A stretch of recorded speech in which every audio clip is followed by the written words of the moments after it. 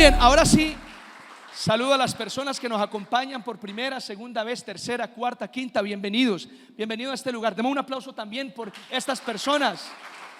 Amén. Ahora sí vamos a entrar en la palabra, mis amados, y quiero invitarles que abran la Biblia conmigo en el Evangelio de Juan. Evangelio de Juan. Recordemos que existen 4 evangelios: Mateo, Marcos, Lucas y Juan. Mateo le escribió a la comunidad judía. Marcos le escribió a los romanos. Lucas le escribió a los griegos. Y Juan le escribió a toda la iglesia, es decir, a todos los creyentes en cualquier lugar del mundo. Ubiquémonos en Juan capítulo 1 y vamos a leer desde el versículo 19 hasta el 28. Voy a leer despacio, fuerte y claro para todos. Mire lo que dice la palabra del Señor. Juan capítulo 1 verso 19 al 28. Dice así: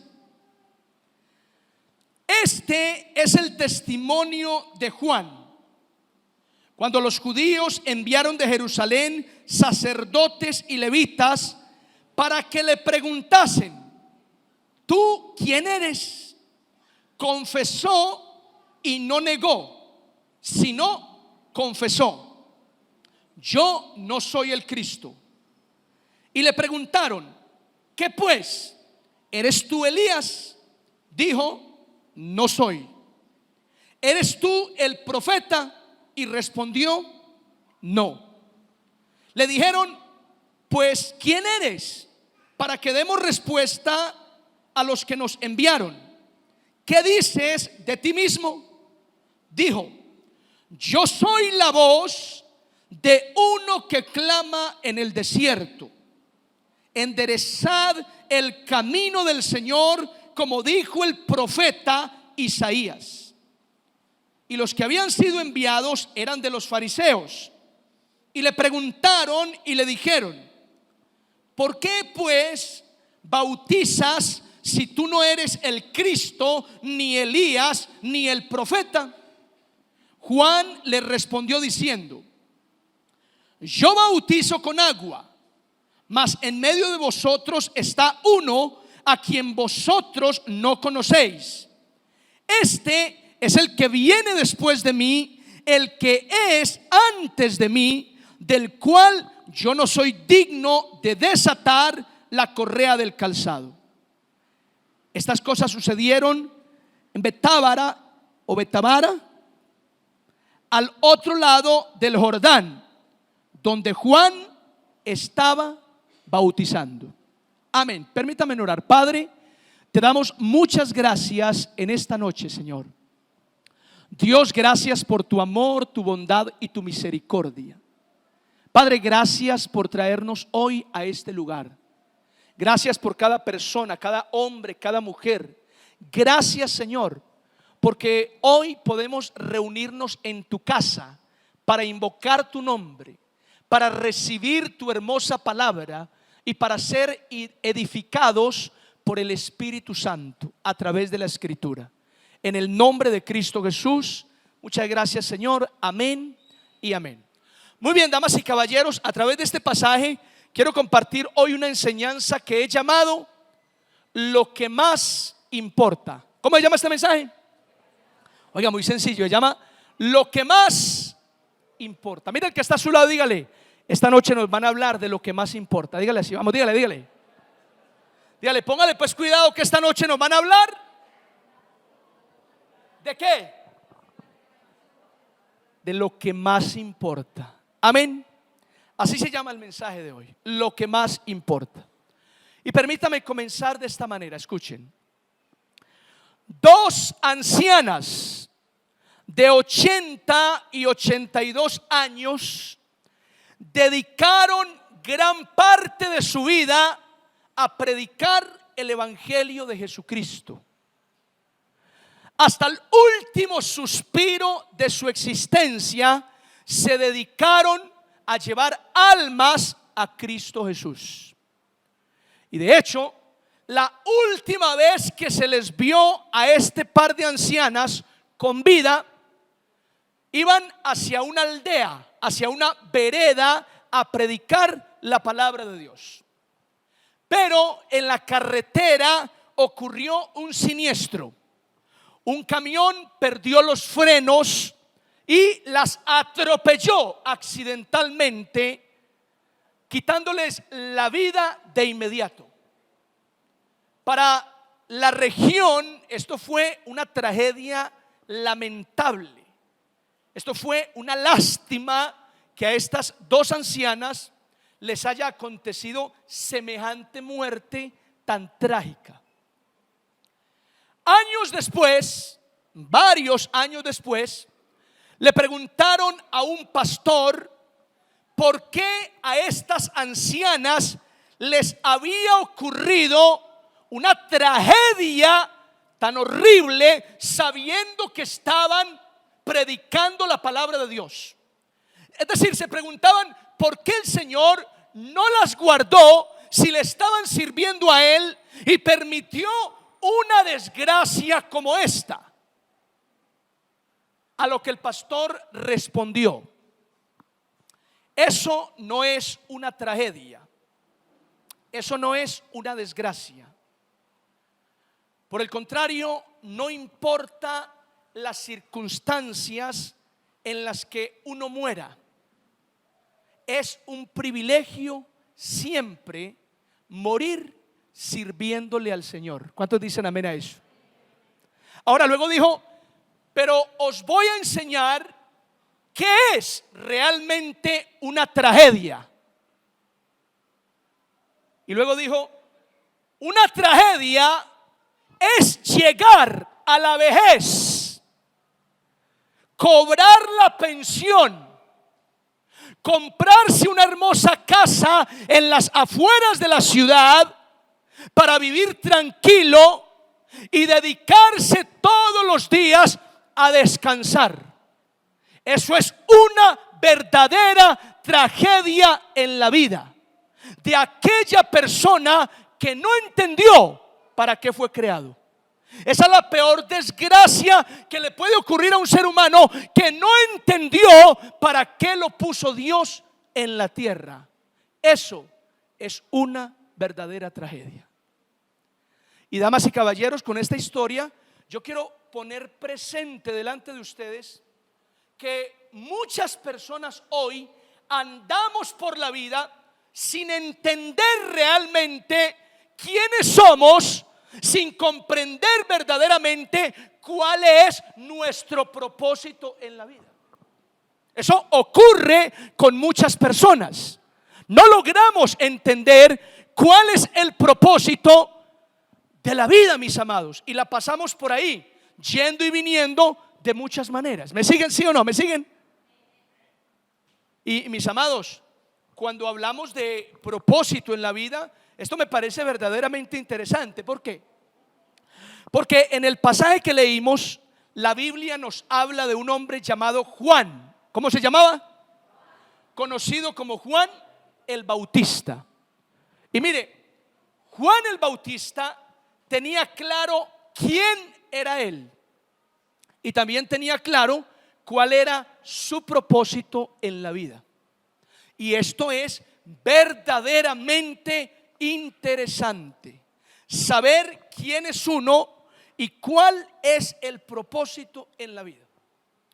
Y es interesante porque uno podría decir que afuera hay muchas personas que realmente no saben quiénes son y que mucho menos saben cuál es el propósito de su existencia. Pero tal vez lo más escandaloso es que incluso adentro, aquí en la iglesia, muchos creyentes puede ser que sepan quiénes son. Usted le pregunta a un creyente: ¿quién es usted? Y en términos trascendentales, existenciales, responden: yo soy un hijo de Dios. ¿Y de dónde viene? Vengo de Dios. ¿Y para dónde va? Voy para donde Dios.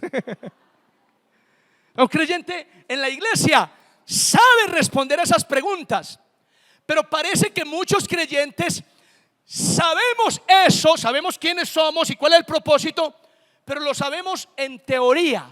Es decir, tenemos la información, pero no lo hemos incorporado en nuestras vidas.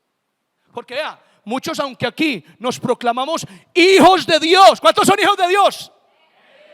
A ver, otra vez, que eso está grabado. ¿Cuántos son hijos de Dios? Entonces, muchos, aunque nos proclamamos hijos de Dios, realmente vivimos como hijos del diablo. No, ya me puso pesado el pastor. Pastor, ¿usted por qué dice hijos del diablo? Aquí no hay criminales, aquí no hay gente despiadada y cruel que mate. Mire, por menos Jesús llamó hijos del diablo a los fariseos. Jesús le dijo a los fariseos, hijos de vuestro padre. ¿Sabe por qué? Porque eran mentirosos. ¿Hay gente aquí mentirosa?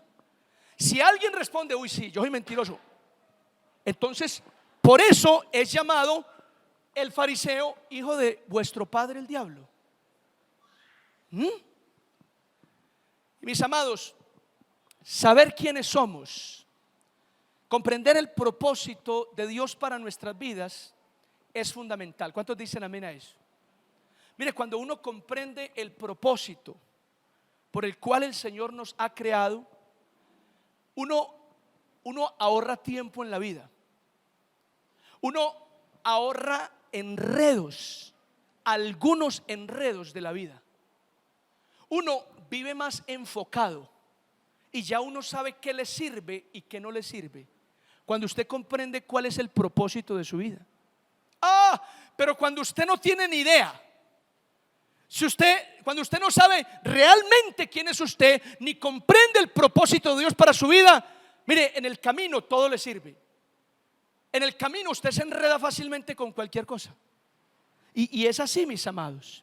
Y es así. Oiga, y esto me llama la atención, hermanos, porque miren, para enredados los cristianos nos enredamos de una manera impresionante. Vea, yo me siento allá en el rincón, que es la oficina, y atiendo todos los días personas. Esto lo digo en términos generales. Y hombre, uno se da cuenta que no solo la vida de uno está enredada, sino que es que la gente, aún dentro de la iglesia, conociendo el evangelio, de años en los caminos del Señor, unos enredos, pero que son enredos innecesarios. Y que uno dice, vea, si conocieran el propósito, si entendieran quiénes son, como Juan el Bautista, como otros personajes de la Biblia, seguro, mis amados, nos ahorraríamos dolores de cabeza. ¿Cuántos dicen amén a esto? ¿Amén o no? Mire, por ejemplo, Pablo dice, no os unáis en yugo desigual. Muchos cristianos nos unimos en yugo desigual, con amigos, con relaciones sentimentales. Mire, cuando uno entiende el propósito, uno se ahorra muchas cosas, como estas, por ejemplo. ¿Están conmigo, sí o no? Pastor, yo necesito que me dé una cita. ¿Puede el martes a las 4? Bueno, uno la ajusta ahí. Se sienta uno a esperar y llega. Pastor, vean, yo conozco el evangelio hace muchos años. Yo leo la Biblia. De hecho, me la he leído varias veces.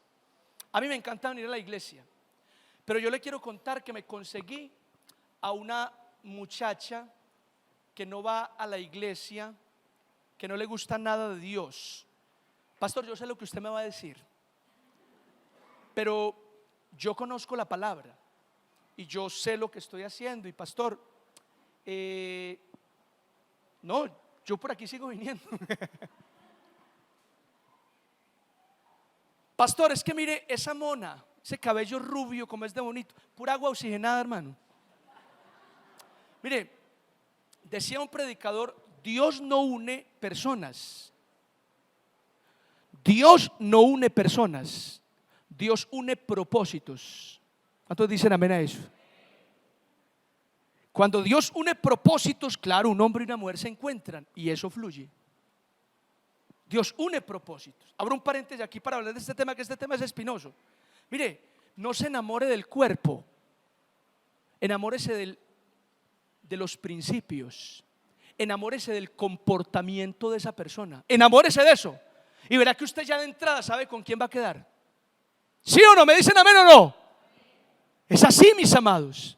Enamórese del carácter de esa persona Y verá que usted ya de entrada sabe con quién va a estar. Pero es que hay gente que no le para bola ni al carácter, no le para bola ni a los principios, no le para bola ni al comportamiento. Le para bolas al rostro, al físico, a la pinta que se pone y ya. Y en el camino se mete unas estrelladas horribles, hermanos. Porque es que Dios no une personas, Dios une propósitos. Ahora, cierro el paréntesis aquí por decir un ejemplo de que cuando uno no conoce quién es y cuál es el propósito de Dios en la vida, mi amado, uno se enreda, uno se estrella, uno pierde el tiempo, uno se desenfoca con mucha facilidad. Ahora, no le pasó así a Juan. Juan tenía claro quién era él. Y Juan sabía cuál era el propósito de Dios para su vida.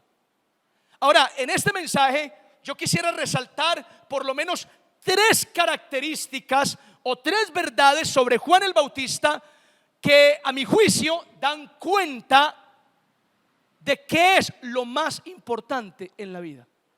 Y quiero que lo vean conmigo. ¿Sí o no? ¿Dicen amén o no? Muy bien, gracias por esos 3 que dieron amén. Los demás se pueden ir, Dios me los bendiga a todos. A ver, ¿quieren verlo o no? ¿Sí o no? Digan amén. Vamos a comenzar entonces de una vez. Número uno, escuchen. Cuando yo leo la historia de Juan el Bautista, comprendo en primer lugar que Juan el Bautista reconocía a Jesús como Señor y Salvador. Oiga, Juan reconocía a Jesús como Señor y Salvador. Y mire, esto incluso desde el vientre de su madre.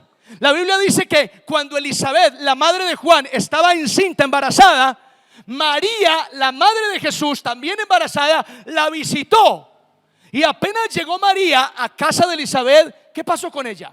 En el vientre Juan saltaba de alegría, reconociendo al Señor.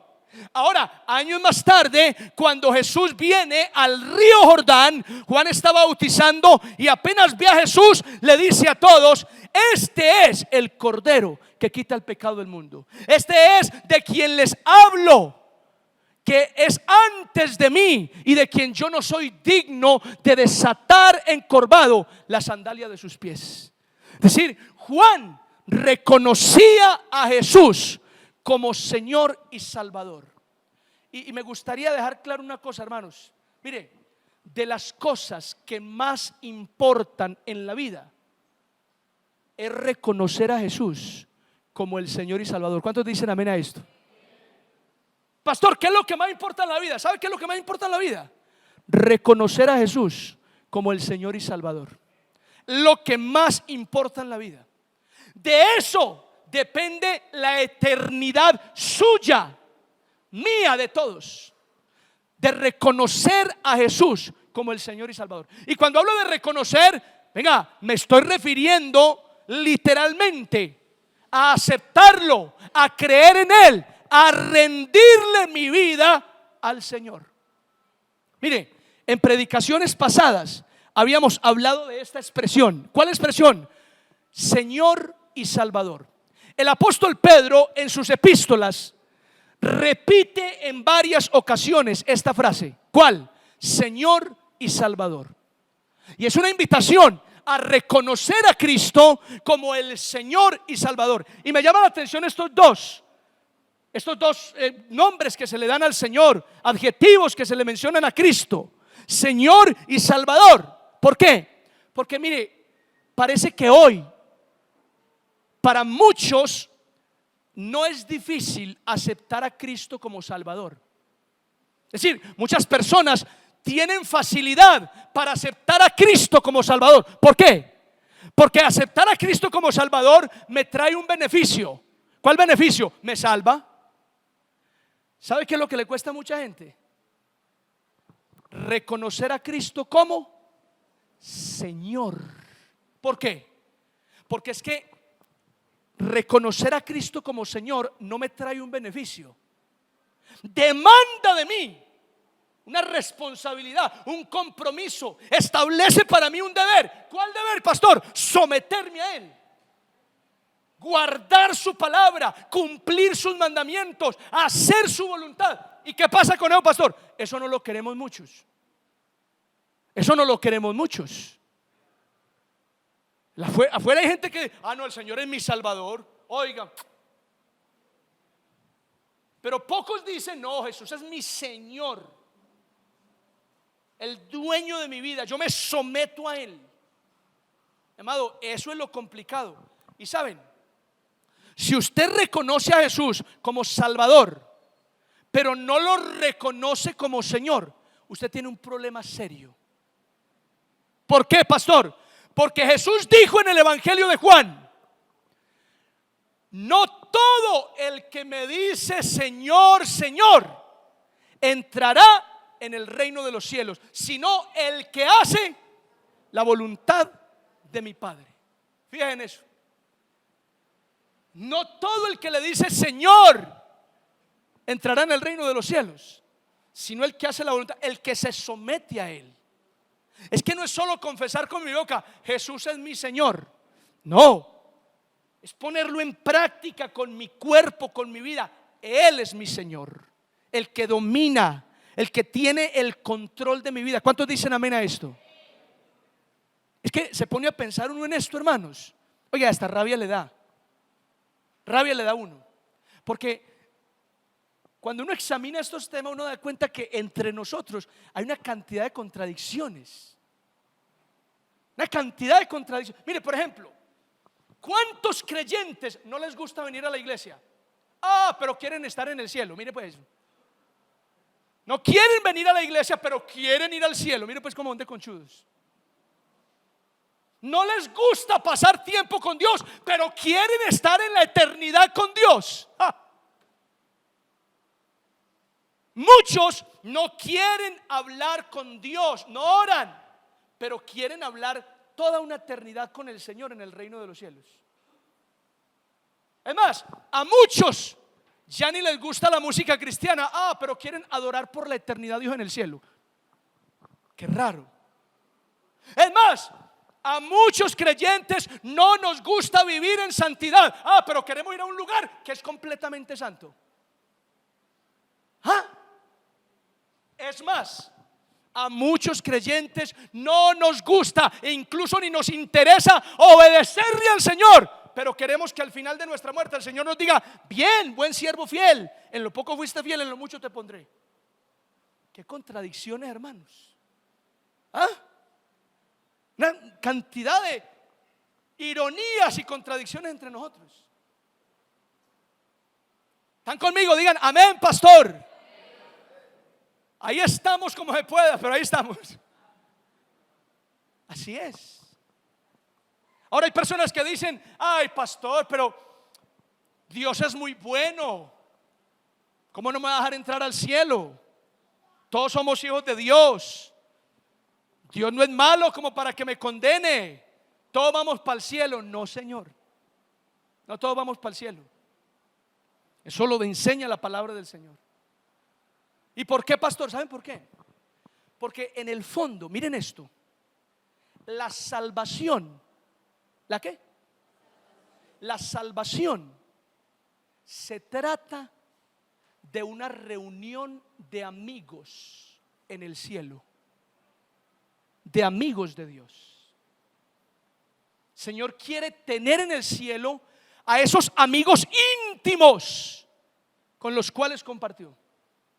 La salvación se trata en el fondo de una reunión de amigos. Es que ¿saben qué? Mírenme acá, no me ignoren. ¿Saben qué? En el cielo no vamos a conocer a Jesús. No, pastor, no. En el cielo vamos a ver cara a cara al que ya conocemos aquí en la tierra, en una relación íntima con Él. ¿Cuántos dicen amén a eso pues?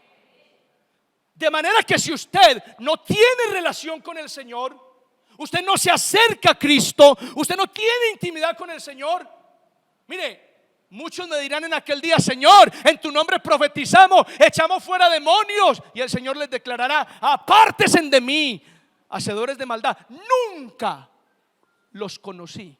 ¿Qué? ¿Cómo es que el Señor no los conoció? ¿Y qué pasó pues? Es que no eran amigos del Señor. No tenían intimidad con el Señor.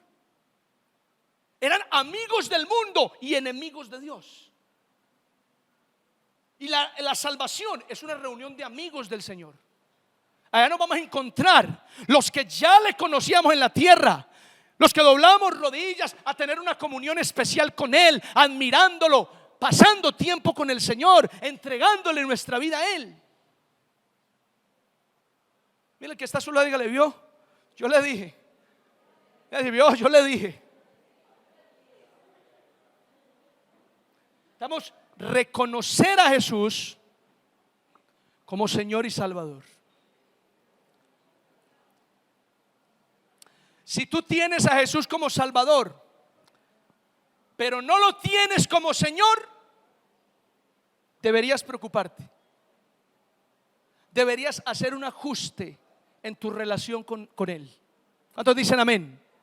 Número dos. Ahora, la historia de Juan también nos enseña que Juan se aferraba a la palabra de Dios. Digan conmigo: Juan se aferraba a la palabra de Dios.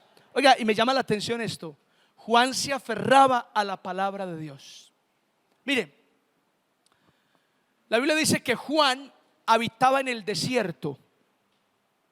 Allí estaba vestido con pelo de camello, comía miel silvestre y langostas, es decir, grillos. Eso comía Juan. Parecía como un ermitaño. Pero mire, Juan, desde su ministerio, siempre se aferró de la palabra del Señor. Juan proclamaba la palabra del Señor. Juan creía en la palabra del Señor y Juan compartía la palabra del Señor. Y no sabemos en qué momento, pero Juan, desde antes de empezar su ministerio, ya se había aferrado de la Escritura, de la palabra de Dios. Por varias razones. Uno, el padre de Juan se llamaba Zacarías. Zacarías fue sacerdote y en alguna ocasión, estando en el templo, tuvo una visión. Se le apareció un ángel y le dijo que iba a tener un hijo en su vejez y que a ese hijo le pondrían por nombre Juan. Es decir, el ministerio de Juan también fue anunciado por un ángel. Ahora, posiblemente Zacarías, padre de Juan, le contó esta historia a su muchacho. Así que Juan creció convencido de una cosa: Dios me escogió para una tarea especial. Por otro lado, cuando Juan leía las escrituras, en el profeta Isaías había una profecía que declaraba: voz del que clama en el desierto, preparad el camino del Señor.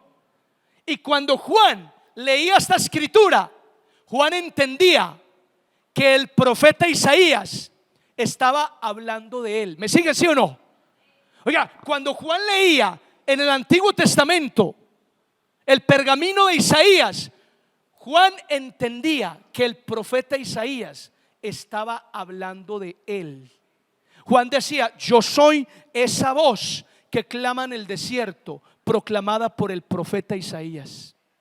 ¿Y esto qué significa, pastor? Esto significa que Juan definitivamente se había aferrado de la palabra del Señor. Oiga, y esto me parece también muy importante. ¿Saben por qué? Porque Juan, gran parte de su ministerio lo vivió en el desierto. ¿Están conmigo, sí o no? Y ojo, para los que saben y para los que no, el desierto muchas veces es sinónimo de prueba, es sinónimo de dificultad, es sinónimo de adversidad. Pero ¿saben qué? Aunque Juan habitó en el desierto, oiga, Juan había recibido una palabra del Señor. Y en el desierto Juan proclamaba esa palabra: yo soy la voz de uno que clama en el desierto, preparad el camino al Señor. Es decir, Juan en el desierto no se quejaba. Juan en el desierto proclamaba la palabra del Señor, se aferraba a ella. Yo me pregunto, cuando nosotros pasamos por un desierto, ¿qué hacemos? Cierto que muchos de nosotros en un desierto, en una adversidad, en una dificultad, lo que hacemos es quejarnos. Nos quejamos en vez de proclamar, aferrarnos de la palabra. Dígame amén. Juan proclamaba la palabra en el desierto. Oiga, y esa palabra que proclamaba después se volvía realidad. Juan profetizó la venida, la aparición del Mesías. Luego se fue para el río Jordán, y al río Jordán llegó Jesús, y allá lo vio cara a cara. Que cuando estamos en un desierto, eso que proclamamos de la palabra, pues mis amados, posiblemente con eso nos encontremos. Pero cuando en un desierto lo único que hacemos es quejarnos, reprochar o reclamar, pues también posiblemente con eso nos encontremos. Entonces dicen amén a esto. Entonces, aferrémonos, mis amados, de la palabra del Señor. Mira que está solo, dígale, aférrese de la palabra. ¿Y saben qué, mis amados? Esta también es una de las cosas más importantes. De lo que más importa en la vida, aferrarse de la palabra de Dios. ¿Cuántos dicen amén a esto? Aferrarse de la palabra de Dios, seguir la escritura. Pastor, pero es que hay gente que me dice que no cree en la Biblia porque fue un libro escrito por hombres, pero sí creen en libros de superación personal y en horóscopos que también fueron escritos por hombres. La Biblia fue escrita por hombres, pero inspirada por el Señor. Tiene un poder especial para transformar las vidas. Dice Jesús: el que oye mi palabra y la guarda, semejante es al hombre que edificó su casa sobre la roca. Vinieron ríos, soplaron vientos contra aquella casa y la casa no cayó. Amén. ¿Eso qué significa? Mire, el refugio más seguro, el lugar más seguro que usted puede encontrar es aferrarse a la palabra de Dios. ¿Amén o no? De las cosas más importantes en la vida. Ay, pastor, yo pensé que usted me iba a hablar de dinero, de éxito, de prosperidad. Yo creí que eso era lo más importante en la vida. No, eso no es lo que más importa en la vida. La salud se va a acabar, la plata se va a acabar, muchas cosas se van a acabar, y esas cosas no son lo que más importan. Lo que más importa en la vida es esto. ¿Cuántos dicen amén? Y número tres, la historia de Juan nos enseña que Juan conducía a las personas ¿hacia dónde? A Cristo. Oiga, Juan conducía a las personas a Cristo. Dice el pasaje que Juan bautizaba con un bautismo de arrepentimiento. Pero mire, muchas personas acudían a Juan y Juan las bautizaba. Pero antes de bautizarlas, Juan les predicaba de Cristo, del Cordero de Dios que quitaba el pecado del mundo. Y una vez que les predicaba de Cristo, ahora sí las bautizaba. En otras palabras, Juan preparó los corazones de muchas personas para que cuando apareciera Cristo, esas personas se entregaran a Él. O sea que Juan conducía a la gente a los pies del Señor. Esta es otra característica de Juan. Y saben, hoy me atrevo a decir que lo que más importa en la vida, número uno, es reconocer a Jesús como el Señor y Salvador. Número dos, es aferrarnos de la palabra de Dios. Y mis amados, vea, aunque algunos no lo crean, lo que más importa en esta vida, número tres, es conducir ¿qué? Conducir las personas a Cristo. ¿Cuántos dicen amén a esto? Démosle un aplauso al Señor por esto, amén. Mire, puede ser que para alguno esto no tenga cabida en su mente y su corazón, pero de las cosas que más importan en la vida es conducir a las personas a Cristo. ¿Por qué, pastor? Porque Cristo es el Salvador, y porque sin Cristo las personas se van a condenar. Las personas van a ir al infierno. Esto es real, hermanos. Lo enseña la Biblia. Ahora, si la Biblia es un cuento, listo, estamos engañados. Pero si la Biblia es cierta, como todos aquí lo creemos, amén, las personas sin Cristo se van a ir al infierno.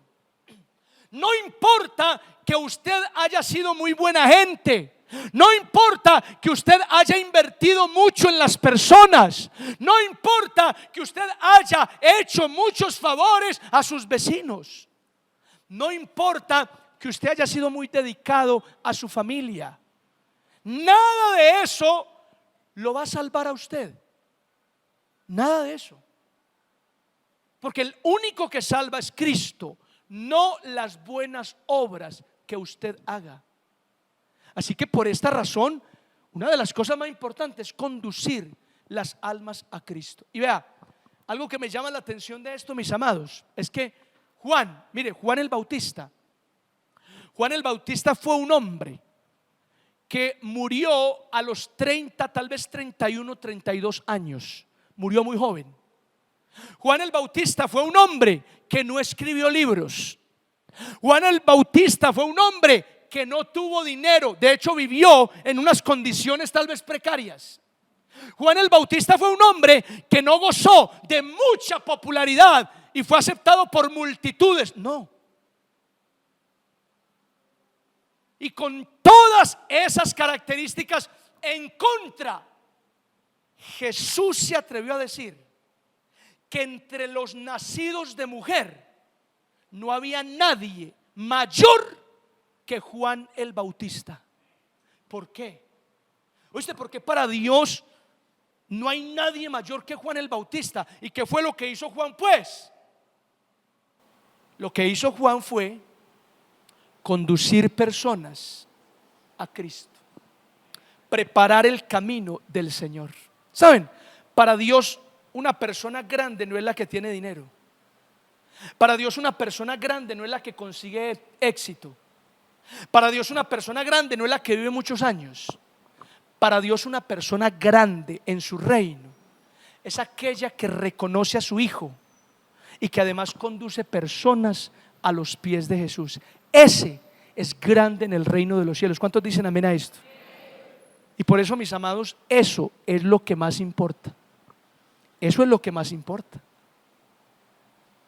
Reconocer a Jesús como Señor y Salvador, aferrarnos de la palabra de Dios y conducir personas a Cristo.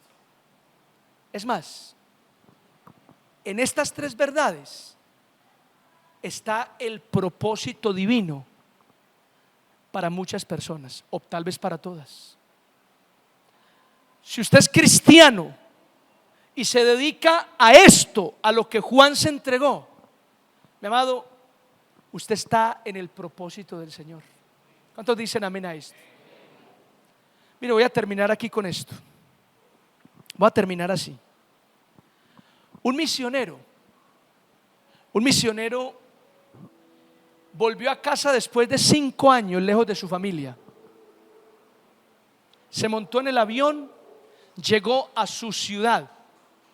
Cuando se bajó del avión con su maleta, ahí en el aeropuerto había una multitud de personas con bombas, con pitos, con pancartas. El misionero se sentó sobre su maleta a ver de qué se trataba.